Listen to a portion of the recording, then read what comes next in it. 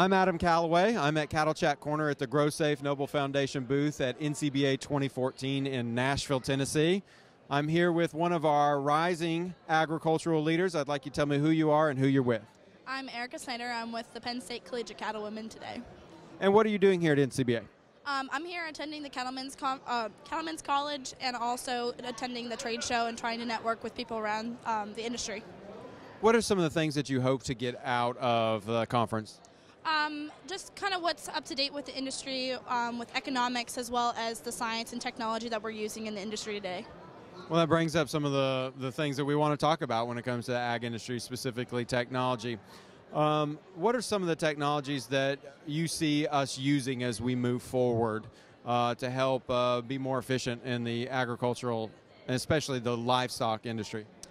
Well, now in today's society, we have our iPhones stuck to our hips. So, I mean, there's a lot of good apps that we have right now. CattleFacts is a good app that they're using to kind of watch the markets with economics. If you're looking more on the animal efficiency side, we have the Grow Safe technology that is at Noble Foundation right now that they're researching, kind of looking at how much intake like the animals are getting at the feed bunk. And then we also have the technology from just the day-to-day basis of barns and kind of fluctuating heat, you know, whether it's in the pig industry or in the poultry industry. We have a variety of facets that we're using at the push of a button. So. Well, now you brought up your iPhone, so you have a smartphone. Yes, I do. And you've got these apps downloaded on your phone. Yes, actually, I just downloaded the CattleFacts app today because it just got updated last week, so I'm hoping that will be a good resource for me. Now, one of the things is taking this information and making decisions based off the data that you gather from it. So in your family operation, do you still use a lot of intuition and experience with some data, or are you seeing that a lot of the decisions are now being made based off the data that you're receiving? I think it's a combination of both. My operation, we don't have many cattle on our farm, but we have a pig operation that we're contracted with Hatfield. They actually use technology on the farm. It fluctuates the static pressure, so we're using that. But at the same time, you also have to use what you know about the animal. If you see signs of it being sick, you kind of go off of your intuition from that. And I think it's just a combination of both that we have to keep in mind, that we have technology at our fingertips, so why not use it if it's available? If there was an area of the operation, your family operation, that you could gather more data on, what would it be? I think just if you're trying to produce a product and you're trying to use limited resources, you kind of want to know how much that animal is going to be producing per day. And I really think that feed efficiency technologies are going to really help the producer in the long run be it cost efficient, and also for the producer and the consumer in the long run is going to not have to spend as much money on that product because of what's going into the animal. So. Let's talk about the consumer. What aspects of the industry do you think the consumer maybe could use some more information about?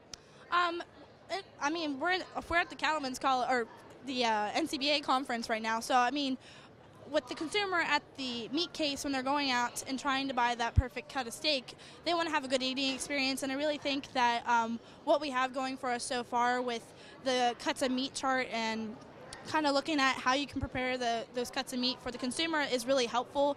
And if we can just have more of that information available for them, whether it's through the internet, through meat retailer, any of those facets for the consumer it would be beneficial for them in the long run, just because they are kind of disconnected from the farm and they don't know how to prepare their food the right way. So. Well, let's step all the way back from the consumer meat case and the very end of the process to the very beginning of the process. And we've seen a lot of commercials recently come out that portray agriculture as a factory farm. How do you react to that? I think it's a misconception of a factory farm. In my opinion, like I said before, my father is a contractor for Hatfield, and most people would think it's a factory farm, but it's a family-run business. We own the farm. We're just housing the animals on our facility.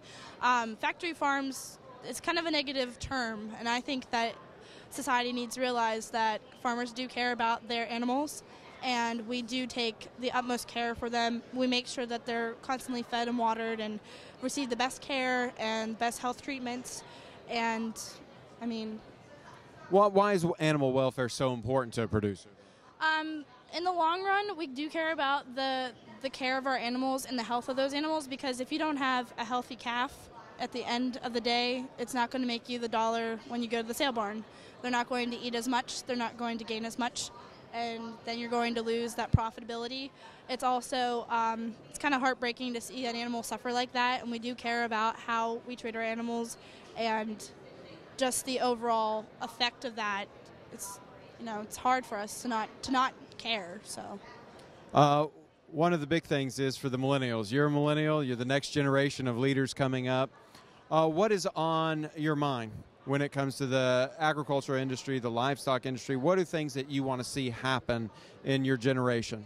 I'd like to see the gap between the consumer and the producer kind of tighten together, just because I have friends and family that aren't from agricultural backgrounds, and I just enjoy every day talking to them and trying to share what I know in the agricultural industry.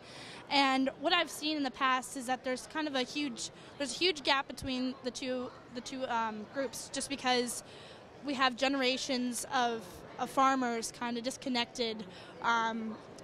They lost interest, maybe they moved away from the family farm, and just trying to educate those in the public about agriculture again is exciting. To have people excited to see what's in agricultural industries and the technologies that we're using, and just seeing where their food comes from is just exciting to see it in the public's eyes. And I really think that us millennials can do that through Twitter, through Facebook, through all of our social media. Social media is not a bad thing. I think that as long as you use it in the right ways, it can be very beneficial, especially in agricultural industries such as the beef industry, and we're doing great strides right now. Sarah Bonenkamp runs the National Beef Ambassador Program.